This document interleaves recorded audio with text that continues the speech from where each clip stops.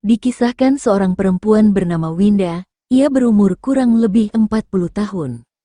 Winda, perempuan desa yang sederhana, namun mempunyai wajah yang cantik berbadan tinggi dan berkulit putih.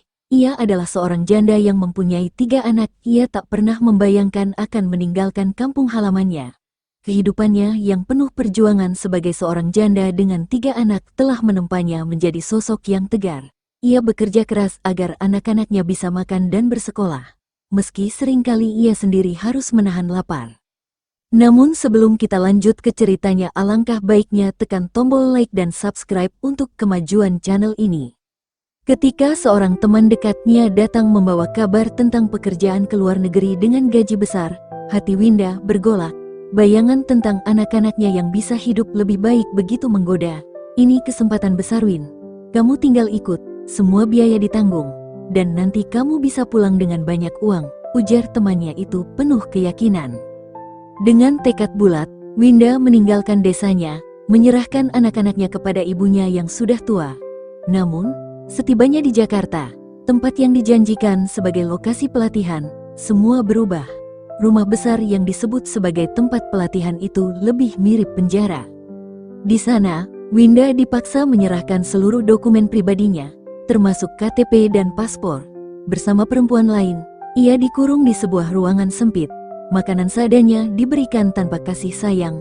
Sementara ancaman dan teror datang setiap hari, Winda mulai menyadari bahwa dirinya telah ditipu. Ini bukan pelatihan, ini jebakan, pikirnya dalam hati. Beberapa hari kemudian, kenyataan itu semakin jelas ketika para penjaga memaksanya berdandan dan melayani lelaki asing yang datang ke tempat itu. Winda menolak, tetapi pukulan dan ancaman membuatnya tak berdaya. Malam pertama Winda bekerja sebagai PSK adalah malam yang tak akan pernah ia lupakan. Air mata terus mengalir, tetapi tidak ada yang peduli. Hatinya remuk ketika ingatan tentang anak-anaknya kembali menghantui. Aku harus bertahan. Demi mereka, bisiknya di tengah malam, menatap langit-langit kamar kecil yang dingin. Hari-hari Winda di dunia gelap itu dipenuhi penderitaan. Setiap malam, ia dipaksa melayani lelaki yang datang tanpa ampun. Tubuhnya penuh luka, tetapi lebih parah lagi luka di hatinya. Ia merasa hidupnya hancur, harga dirinya dirampas, dan harapannya sirna. Ada kalanya Winda ingin menyerah. Tetapi setiap kali ia melihat wajah anak-anaknya yang terbayang di benaknya, ia kembali menemukan kekuatan. Mereka butuh aku harus bertahan. Apapun yang terjadi, katanya pada dirinya sendiri.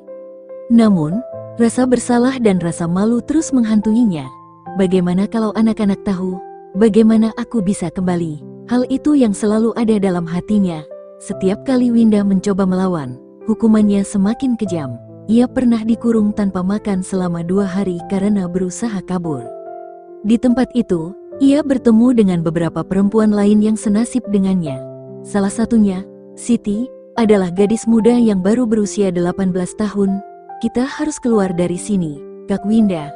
Aku tidak mau mati di tempat ini, kata Siti suatu malam. Mereka berdua merencanakan pelarian, tetapi selalu gagal karena tempat itu dijaga ketat. Setiap kegagalan hanya memperburuk penderitaan mereka. Suatu malam, Winda dipaksa melayani seorang pria tua bernama Pak Hadi. Tidak seperti pria lainnya, Pak Hadi tidak menyentuhnya dengan kasar. Sebaliknya, ia bertanya, "Kenapa kamu ada di sini?" Winda ragu, tetapi akhirnya ia menceritakan semuanya dengan tangis yang tak terbendung. Pak Hadi, yang awalnya hanya berniat berkunjung, merasa tersentuh mendengar kisah Winda. Ia tidak menyangka bahwa tempat itu adalah sarang perdagangan manusia.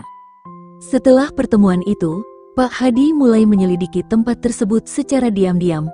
Dengan koneksi dan pengaruhnya, ia melaporkan ke pihak berwajib. Beberapa minggu kemudian, penggerebekan besar dilakukan. Winda dan perempuan lainnya berhasil diselamatkan. Namun, bagi Winda, kebebasan itu hanyalah awal dari perjalanan panjang untuk memulihkan hidupnya. Setelah bebas, Winda tidak langsung kembali ke desanya. Ia merasa terlalu malu untuk bertemu anak-anaknya. "Aku kotor, aku tidak pantas jadi ibu mereka," katanya kepada Pak Hadi. Pak Hadi menawarkan bantuan. Ia membiayai terapi untuk membantu Winda mengatasi trauma yang ia alami. Di sisi lain, ia juga mulai mengenal Winda lebih dalam. Di balik semua luka dan kesedihan, Pak Hadi melihat sosok perempuan yang kuat dan penuh kasih sayang. Perjalanan pemulihan Winda tidak mudah.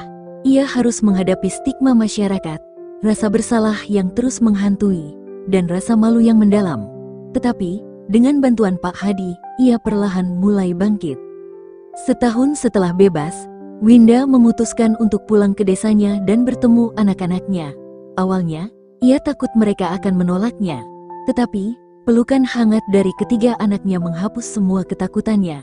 "Kami selalu menunggumu, Bu," kata anak sulungnya. Pak Hadi, yang selama ini mendampingi Winda, akhirnya mengungkapkan perasaannya. "Winda, aku tahu hidupmu berat, tetapi aku ingin mendampingi kamu dan anak-anakmu. Mari kita mulai hidup baru bersama," katanya dengan tulus. Winda, yang awalnya ragu, akhirnya menerima. Ia tahu, kebahagiaan itu tidak datang dengan mudah. Tetapi ia percaya bahwa bersama Pak Hadi, ia bisa menjalani hidup yang lebih baik. Pernikahan sederhana mereka diadakan di desa Winda. Masyarakat desa yang awalnya mencibir, akhirnya menyadari ketegaran Winda. Ia menjadi inspirasi bagi banyak perempuan untuk tidak menyerah dalam menghadapi kehidupan. Kini, Winda hidup bahagia bersama Pak Hadi dan anak-anaknya. Meski masa lalunya penuh luka, ia telah membuktikan bahwa cahaya selalu ada di ujung kegelapan.